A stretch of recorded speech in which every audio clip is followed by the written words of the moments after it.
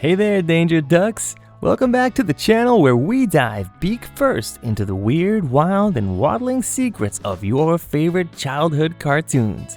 Today, we're cracking open the case files of St. Canard's sassiest vigilante, Darkwing Duck. And trust me, this bird's got more layers than a triple-decker Quacker Jack sandwich.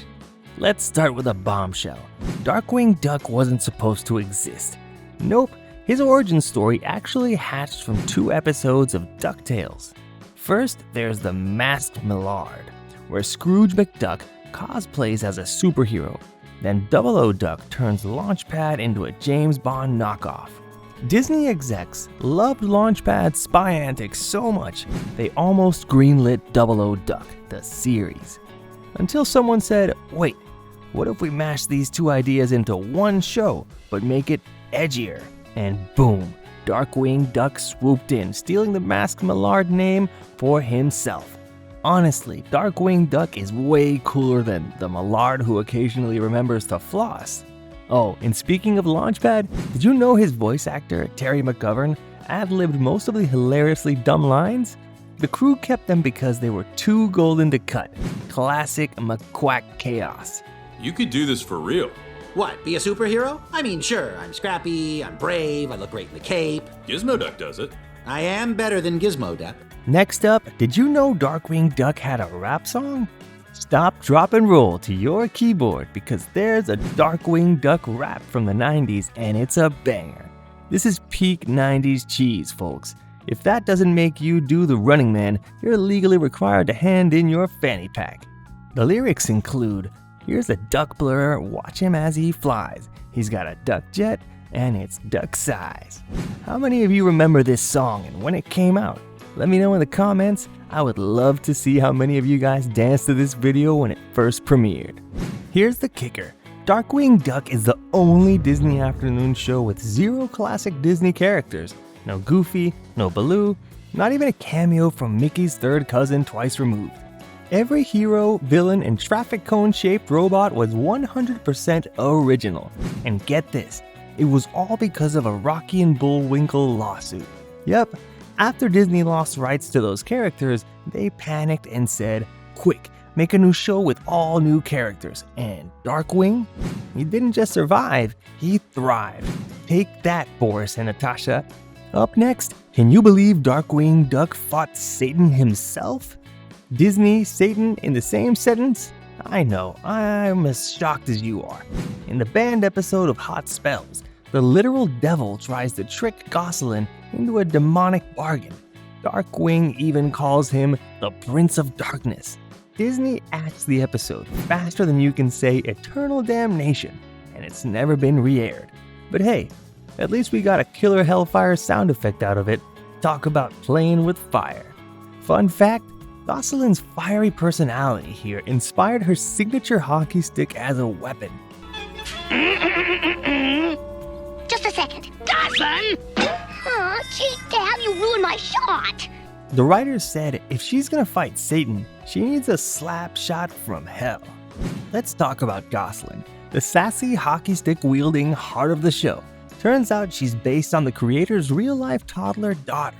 Tad Stones basically said, what if my kid grew up to be a chaos gremlin who fights crime? And thus, a legend was born. Take notes, Disney dads. Parenting goals equals giving your kid a spot on their favorite cartoon. If you can do that kind of thing. But did you know Gosselin's original name was almost Gretchen? Thank goodness they changed it to sound more spunky. Let's get Gretchen? Doesn't have the same ring. Okay, Cold War kids, lean in. Darkwing Duck was one of the first American cartoons to air in the Soviet Union. That's right, while politicians were arguing over nukes, kids in Moscow were arguing over whether Negaduck or Megavolt was the bigger menace. Imagine Putin and Trump settling disputes with a Darkwing Duck trivia night? What is Gosselin's favorite hockey team? Correct. Now let's sign this treaty. Speaking of Megavolt, his name is Elmo Sputterspark, a nerdy student who got zapped into insanity. Look, he keeps shutting out the power company. That's false advertising. His toys are trampling all my plans. His obsession with freeing appliances? Inspired by real-life hoarders. Talk about a shocking origin. And did you catch all the parodies growing up watching Darkwing Duck as a kid? Let us dive into that next. Darkwing wasn't just a superhero, he was a parody machine. Batman? Check. Twin Peaks? Oh yeah.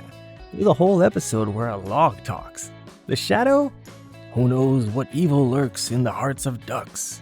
The writers stuffed this show with jokes only adults would get. And let's not forget Quackerjack.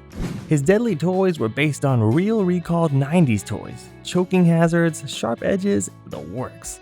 Disney's lawyers probably needed therapy. He has merchandising tie-ins. He has an advertising budget. He has better looks.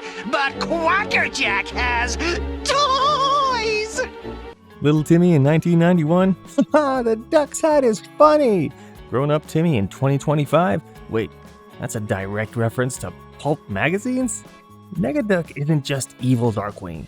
He's a mashup of the Joker and DC's Reverse Flash. His yellow and red suit? Straight from the Flash's Rogues Gallery. Even the episode Going Nowhere Fast sneaks in a Barry Allen joke. Here's a fun fact. Negaduck's voice is just Jim Cummings doing Darkwing's voice backward and pitched down. Spooky and efficient. At last, Darkwing Duck is gone! Gone! Gone! Wait, before you go, let's unmask more shocking secrets about Darkwing's enemies. First up, the tragedy of Bushroot. Dr. Reginald Bushroot was supposed to die in his debut episode. Fans loved him so much they rewrote him as a tragic anti-hero. Also, his cactus crush? Based on the writer's own dating disasters. Next up, the Liquidator's puns. Buddy Liquidator Waters' voice actor, Michael Bell, improvised every water pun. Liquidate!